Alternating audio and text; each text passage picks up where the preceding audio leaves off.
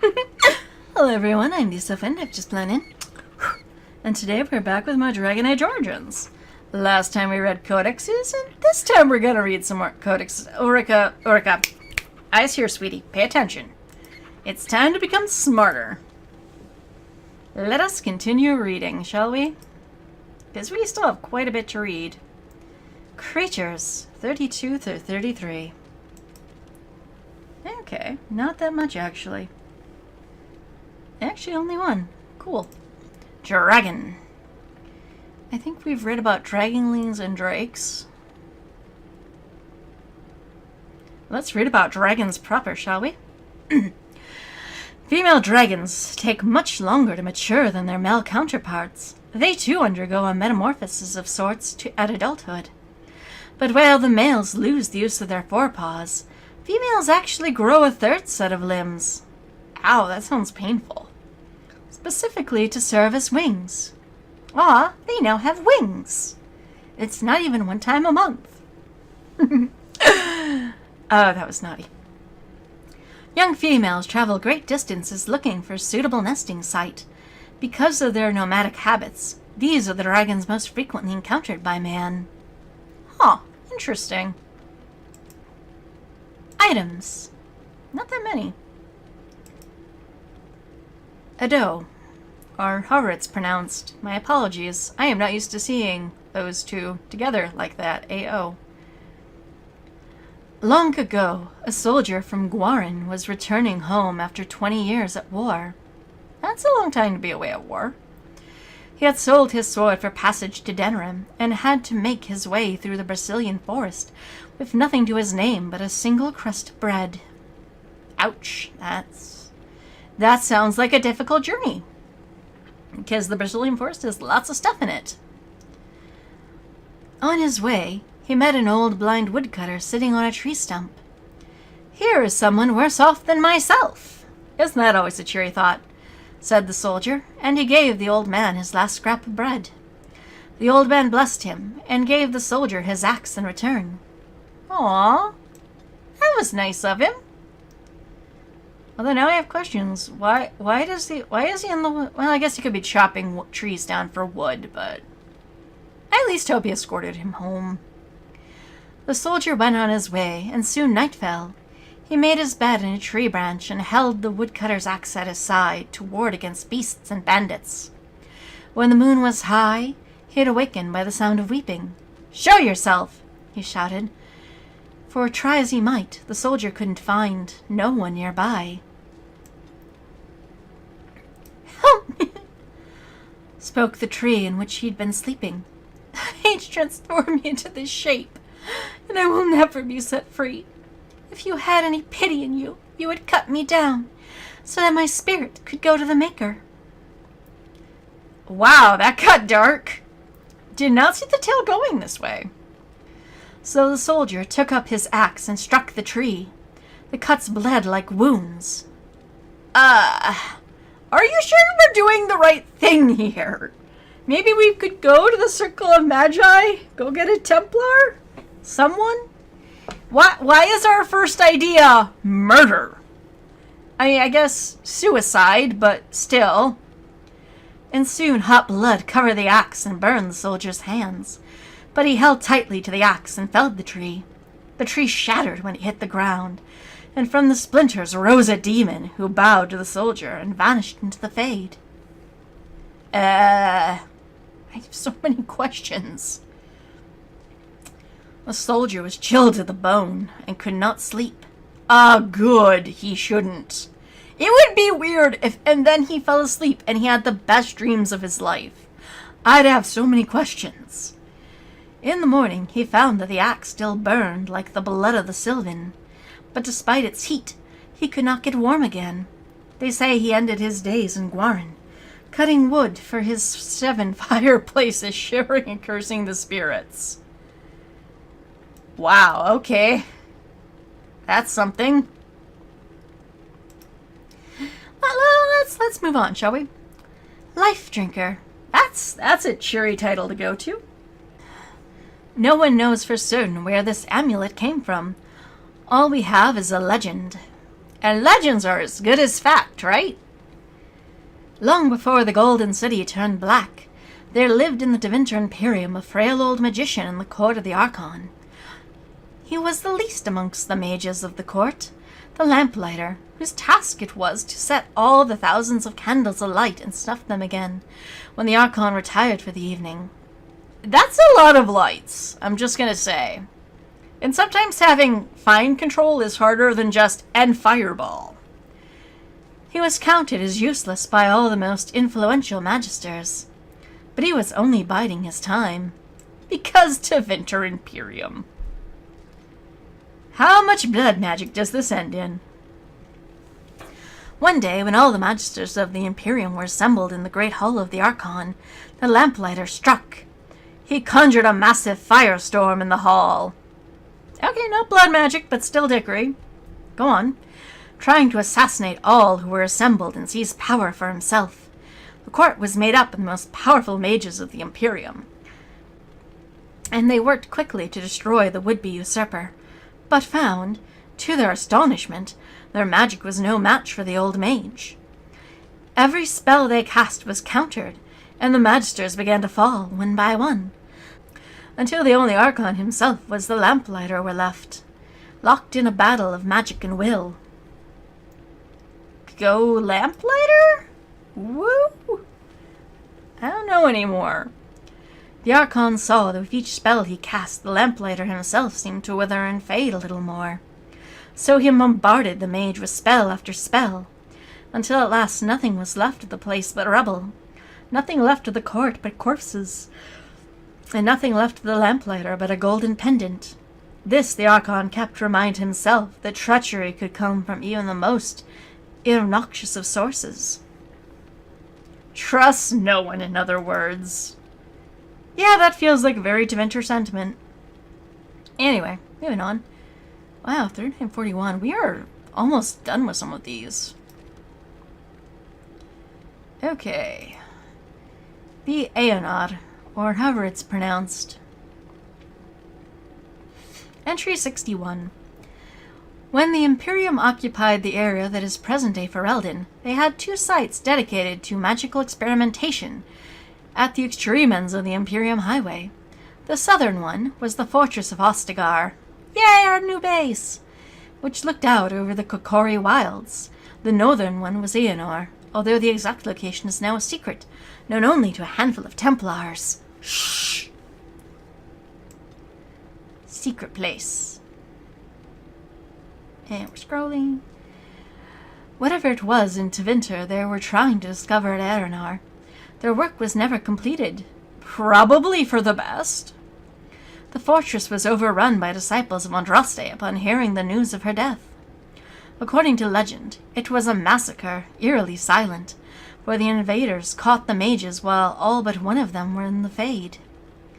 The site was left structurally sound, but spiritually damaged. Which is worse than water damage, I'm assuming. Possibly because of this, the Chantry chose to put it to use as a prison. Accused maleficarum and apostates are held in the confines of Anar, those who have powerful connections to the Fade, and particularly to demons, will inevitably attract something across the veil, making the guilty somewhat easier to tell apart from the innocent.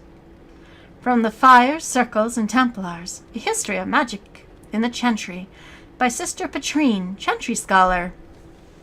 Not yet a TV for once. Huh. 62. Andraste, Bride of the Maker. This chick here, we've been talking about you an awful lot. Kinda seem important. There was once a tiny fishing village on the waking sea that was set upon by the Tevinter Imperium, which enslaved the villagers to be sold in the markets of Narathos, leaving behind only the old and infirm. One of the captives was the child Andraste. She was raised in slavery in a foreign land. She escaped, then made the long and treacherous journey back to her homeland alone. She rose from nothing to be the wife of the Alamari warlord. Each day she sang to the gods, asking them to help her people, who remained slaves in Tevinter. The false gods of the mountains and the winds did not answer her, but the true God did. I, to this day, 100% believe Andraste is a mage. It makes so much sense. The Maker spoke. He showed her all the works, his hands, the Fade, the world, and all the creatures therein. He showed her how men had forgotten him, lavishing devotion upon mute idols and demons, and how he had left them to their fate, because he's fickle. But her voice had reached him, and so captivated him that he offered her a place at his side, and she might rule all of creation. Should have took the offer, sweetie. But Andraste would not forsake her people. How different of a story would it be if she did? She begged the Maker to return, to save his children from the cruelty of the Imperium. Reluctantly, the Maker agreed to give man another chance. Sure he did. Andraste went back to her husband, Mathrath, and told him all that the Maker had revealed to her. Together they rallied the Alamari and marched forth against the mage lords of the Imperium, and the Maker was with them. In spirit, because I doubt he was there in person. The Maker's sword was creation itself, fire, flood, famine, and earthquake. Everywhere they went, Andraste sang to the people of the Maker, and they heard her. The ranks of Andraste's followers grew until they were a vast tide, washing over the Imperium. And when Mathras saw that the people loved Andraste and not him, a worm grew within his heart, gnawing upon it. Yeah, jealousy's an ugly emotion. At last the armies of Andraste and Mathrath, oh yeah, they're his armies too, lest you forget, stood before the very gates of Mathras, and Andraste was not with them. That's weird. For Mathrath had schemed in secret to hand Andraste over to Devinter. For this, the Archon would give Mathrath all the lands to the south of the Waking Sea. So, for Reldin, as we know it? I want to say it's not a bad deal. I mean, yeah, it's horrible the more you think about it, but... And so, before all the armies of the Alamari and the Tevinter, Andraste was tied to a stake and burned. Which was a mistake. If you were going to kill her in private where she cannot be martyred like this. Well, her earthly husband turned his armies aside and did nothing, for his heart had been devoured. Yeah, jealousy's a bitch. But as he watched the pyre, the Archon softened. He took pity on Andraste and drew his sword, and granted her mercy of a quick death. The Maker wept for his beloved, cursed Mathrath, cursed mankind for their betrayal, and turned once again from creation, because he's fickle, taking only Andraste with him, because he refused to get off his ass and save her. I mean, if I were Andraste, I would be pissed. And Our Lady sits still at his side, or kicking his ass, we don't know, where she still urges him to take pity on his children. From Sermons of Justinia II. Yeah, I don't like the Maker. In case I have not made that abundantly clear these last two videos. 69! Insert obvious joke here. The chant of light, redemption. Many are those who wander in sin. Yeah, and? Despairing that they are lost forever. Not if they're enjoying their sin. But the one who repents, who has faith, unshaken by the darkness of the world, and boasts not, nor gloats, over the misfortunes of the weak, but takes delight in the Maker's law and creation, she shall know the peace of the Maker's benediction. The light shall lead her safely through the paths in this world and into the next. For she who trusts the Maker fires her water. That must be really hard to drink. As the moth sees light and goes toward flame, she should see fire and go toward the light. The veil holds no uncertainty for her, and she will know no fear of death, for the Maker shall be beacon and her shield, her foundation and her sword. For in Transfigurations 10. Okay, good story, bro. Also, they could have done something much more interesting for 69, just saying. Chantry Hierarchy, because we haven't had enough of the Chantry yet, have we? Entry 71. The divine is the titular head of the chantry, although since the schism split in the imperial chantry into its own faction, there are now in fact two divines at any one time. One divine, informally called the White Divine, is a woman housed in the Grand Cathedral in Vareo. The other, known as the Black Divine, is a man housed in the Argant Spire in Minrathos. Yeah, 'cause unity's for suckers. Neither divine recognizes the existence of the other, and the informal names are considered sacrilegious. No matter the gender, a divine is addressed as Most Holy or Your Perfection. Yeah, I roll. Beneath the rank of divine is the Grand Cleric. Each Grand Cleric presides over numerous chantries and represents the highest religious authority for their region. They travel to Vareo when the College of Clerics convenes, but otherwise remains where they are assigned. All Grand Clerics are addressed as Your Grace. Because titles are important. Know your place. Beneath the Grand Cleric is the Mother. Or, in the Imperial Chantry, the Father. Or, in that weird, creepy little village we just came from. If a mother is in charge of a particular chantry, revered is appended to her title. These are the priests responsible for administering the spiritual well-being of their flock. A mother, or revered mother, is addressed as Your Eminence. More titles. Yay. Brothers and sisters from the rank and file of the chantry and consistent of three main groups: affirmed, initiates, and clerics. Affirmed are the lay brethren of the chantry, those regular folk who have turned to the chantry for succor.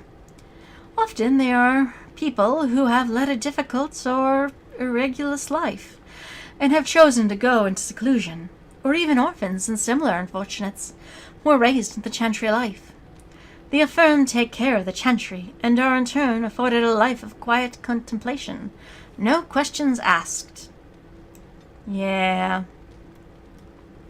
So long as you submit to us. Only those folks who take vows become initiates. These are men and women in training, whether in academic knowledge or in martial skill of the warrior. All initiates receive an academic education, although only those who seek to become Templars learn to fight in addition. And there's a flaw. Everyone should learn to wield a weapon in this world. Come on, just saying. Archery practice for everyone. Let's go, mandatory gym class. Clerics are the true academics of the chantry, those men and women who have dedicated themselves to the pursuit of knowledge. They are often found in chantry archives, sages presiding over libraries and books and arcane knowledge.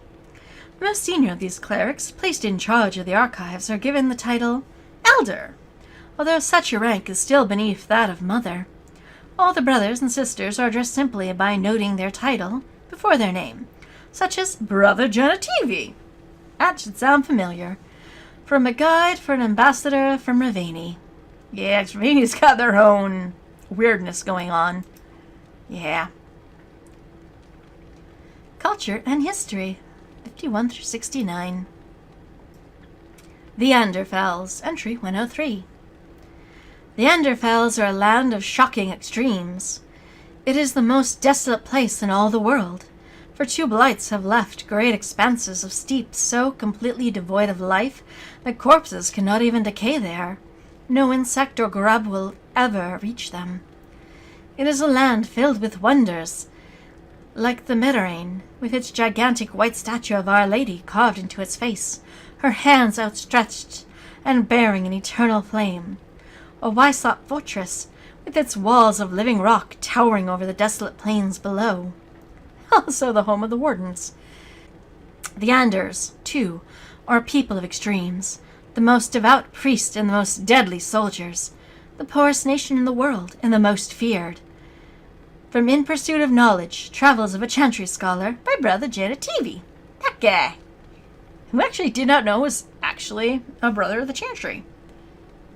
I know, it's weird, like, I should know these things, but... The Avars. Not a subject I'm at all happy to talk about. Entry 105. Driven across the Frostbacks in ancient times, the Alamari tribesmen split into 3 groups.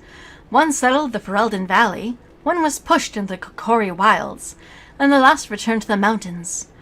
Modern Fereldans bear little resemblance to their Alamari ancestors. Why not? And the Chasyn remember few of their traditions, but the Avar have changed little throughout the ages. Yeah, 'cause we're stubborn. Or they're stubborn, I should say. Scrolling down. Like the Chasyn, the Avars are not a united people. Exactly! They are not a united people. Each tribe fends for itself and is beholden only to its Thane. Yes, their Thane. They still follow their own gods, Korf, the Mountain Father, Hakon, Winter's Breath, the Lady of the Skies, as well as the dozens of animal gods never named to outsiders. Aw, I want to know their names. Tell me. Nothing lasts in the mountains. Wind and rain eventually eat away at the strongest holds. Valleys that were arable one generation are locked in 10 years' ice next. Game is constantly on the move. Even amongst themselves, the Avars make no absolute promises. They wed by tradition, in which the groom struggles to untie a tightly knotted rope, while the bride sings a hymn to one of the gods. However many knots he has undone by the time her song ends is the number of years she will spend with him. Lowlanders often forget that theirs is such a thing as a permanent alliance in the Frostbacks. From Ferelden, Folklore and History by Sister Petrine, Chantry Scholar. Yeah. I do find them the most interesting. In fact, that they're still around.